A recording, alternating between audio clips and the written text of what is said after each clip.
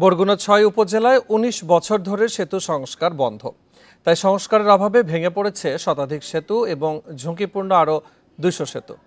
প্রায় ঘটছে দুর্ঘটনা। সম্প্রতি হলদিয়া খালে লোহার সেতু ভেঙে ৯ জনের প্রাণহানির পর বিষয়টি আবার আলোচনায় আসে।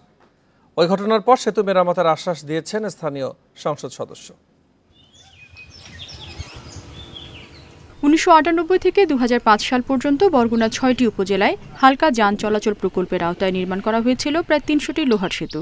স্থানীয় সরকার প্রকল্প অধিদপ্তর LGED এর প্রকল্পটি বন্ধ হয়ে যায় ২০০৫ সালে। এরপর সেতুগুলো আর সংস্কার করা হয়নি।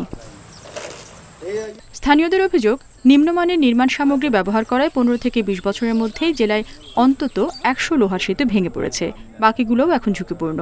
এসব ঝুঁকিপূর্ণ সেতুতে প্রায়ই ছোট বড় দুর্ঘটনা ঘটছে।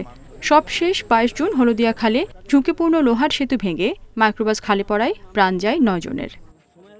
ব্রিজের উপরে আড়াতালে ব্রিজ লড়ে, মানুষজন খাড়াই থাকলে অনুভব করতে পারে যে কি কায়দায় লড়ে। তালি তুলি দিয়া সারে কয়েকদিন চলে, কিন্তু গাড়ি ঘোড়া চলতে পারে না। একটা জন্য অসুস্থ বললে যে তাড়াতাড়ি যে এফার আসবে, এরকম কোনো সিস্টেম নাই।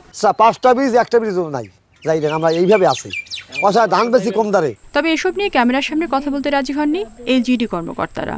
তাদের দাবি, এসব অঞ্চলে অতিরিক্ত লবণাক্ততার কারণে স্বল্প সময়ে সেতুগুলো ঝুঁকিপূর্ণ হয়ে পড়ে। প্রকল্পের মেয়াদ শেষ হয়, নেই সংস্কারের বরাদ্দ।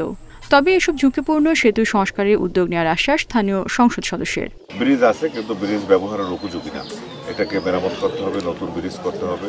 তো আমরা চেষ্টা করব, আমরা যত রকমের দেন দরবার করার, সরকারের ঊর্ধ্বতন মহলের সঙ্গে কথা বলা দরকার, এগুলো আমরা বলবো। স্থানীয়রা বলছেন, আর যেন কোনো দুর্ঘটনা না ঘটে সে উদ্যোগ প্রশাসনকে নিতে হবে। সেজন্য প্রয়োজনের সংস্কার না হওয়া পর্যন্ত ঝুঁকিপূর্ণ সেতুগুলো দিয়ে যান চলাচল বন্ধ রাখার পরামর্শ তাদের। Independent news.